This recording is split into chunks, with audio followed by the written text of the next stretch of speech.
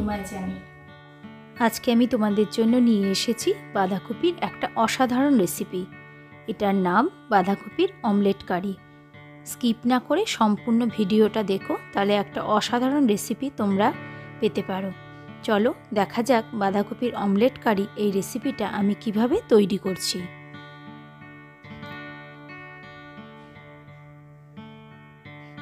Pressure কুকারে গোটা বাঁধাকপিটাকে দিয়ে দেব, একটা হুইসেল দিয়ে নেব।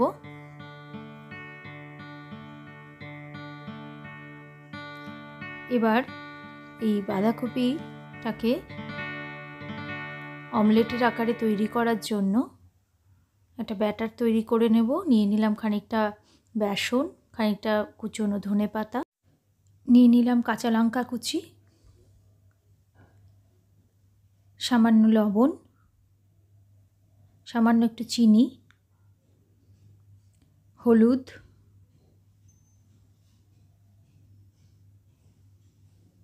গোলমরিচ গুঁড়ো। এবার এতে দিয়ে দেব ছোট এক বাটি টক দই। এবার এই সমস্ত ইনগ্রেডিয়েন্টসগুলোকে একটা চামচের সাহায্যে ভালো করে মাখিয়ে নেব।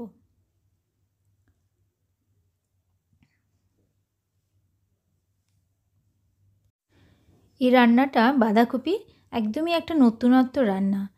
বাঁধাকপি মানে ডালনা খেতে খেতে আমরা একঘেয়ে হয়ে যাই। চলো একটা অন্য রকমের রান্না আমি তৈরি করছি, সেটা তোমরা দেখতে থাকো। এবার এই ব্যাটারটাকে এর একটু সামান্য জল দিয়ে গুলে নেব, মানে আর একটু পাতলা তৈরি করে নিতে হবে। এবার এই ব্যাটারের মধ্যে 1 চামচ মতো সর্ষের তেল দিয়ে দেব।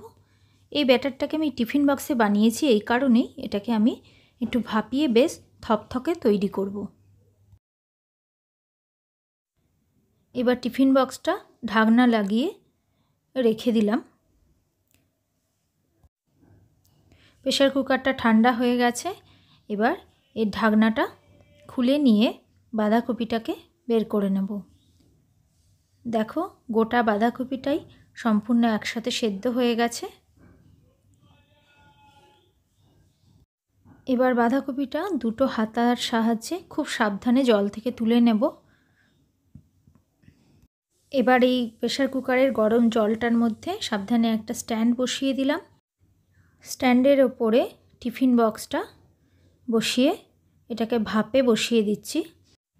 মিনিট 2-3 টিফিন বক্সটাকে ভাপে বসিয়ে রাখবো। আর সেই সময়ের মধ্যে আমি এই বাঁধাকপিটাকে ঠান্ডা জলের মধ্যে দিয়ে ঠান্ডা করে নিচ্ছি। এবারে একটা একটা করে বাঁধাকপির পাতাগুলোকে খুলে নেওয়ার চেষ্টা করব।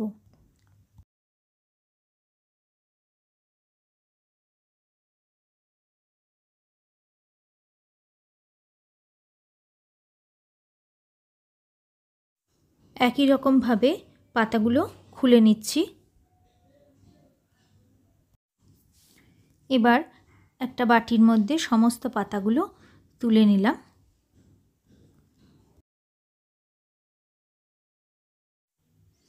এবার প্রেসার কুকারটার ঢাকনা খুলে যে টিফিন বক্সটাতে বেসনের ব্যাটারটা আমি ভাপাতে দিয়েছিলাম সেটাকেও খুব সাবধানে বের করে নিচ্ছি। ব্যাটারটা সম্পূর্ণ বেক হয়ে গেছে।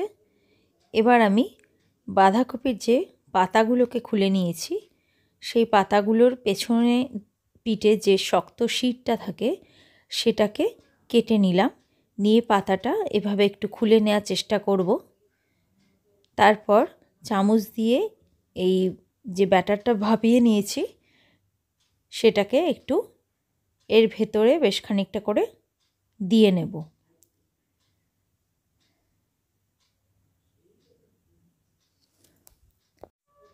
এবার এই বাঁধাকপির পাতাটাকে আস্তে আস্তে চেপে চেপে আটকে অমলেটের মতন করে মুড়িয়ে নেব। যদি এটা আটকানোর জন্য প্রয়োজন মনে করো তাহলে আরেকটু এই বেশ ব্যাটারের ঘন ব্যাটারটা আটকে দেবে।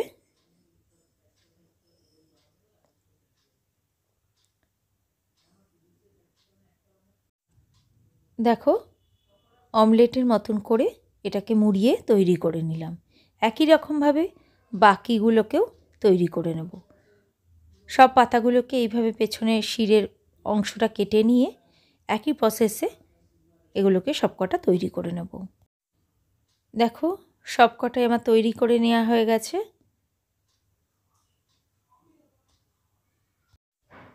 প্যানে তেল গরম করে নিয়েছি। এবার বাঁধাকপির যে অমলেটগুলো আমি তৈরি করে নিয়েছি সেগুলোকে একটা একটা করে দিয়ে ভালো করে এপাশ ওপাশ করে ভেজে নেব।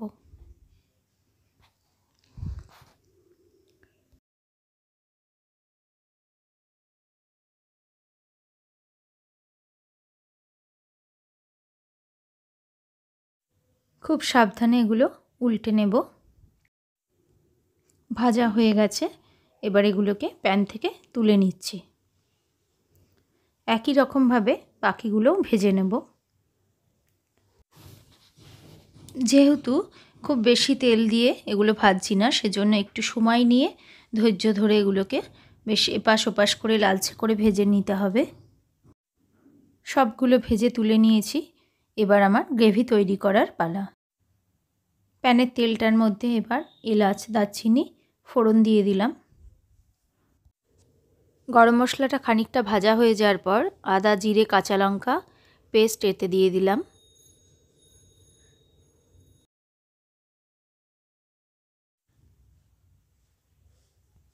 এবার একে একে দিয়ে দিচ্ছি লবণ, হলুদ, কাশ্মীরি লঙ্কার গুঁড়ো। এবার ভালো মতো সমস্ত উপকরণকে কষিয়ে নেব।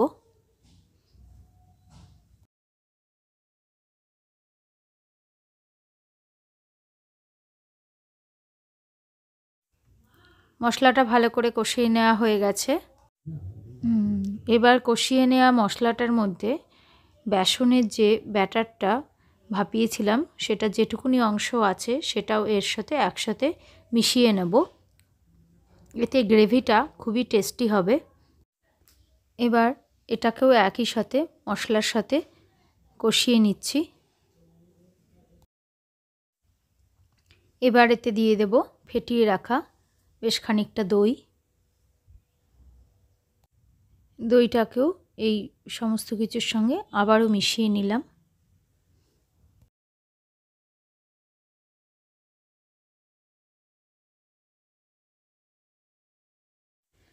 দিয়ে দিচ্ছি পরিমাণ মতো চিনি। খানিকটা জল দিয়ে এবার গ্রেভিটা রেডি করে নিচ্ছি। গ্রেভিটা ফুটতে শুরু করলে এর মধ্যে বাঁধাকপির অমলেটগুলো সাজিয়ে দেব।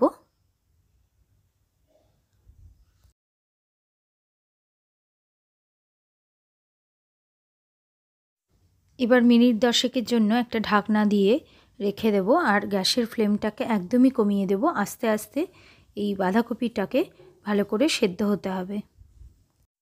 10 মিনিট পর ঢাকনাটা খুলে নিলাম। দেখো কি সুন্দর রান্নাটা তৈরি হয়ে গেছে। এবার ওপর থেকে কুচিয়ে রাখা বেশ কিছুটা ধনেপাতা দিয়ে দেব। বাঁধাকপির অমলেট কারি আমার তৈরি হয়ে গেছে।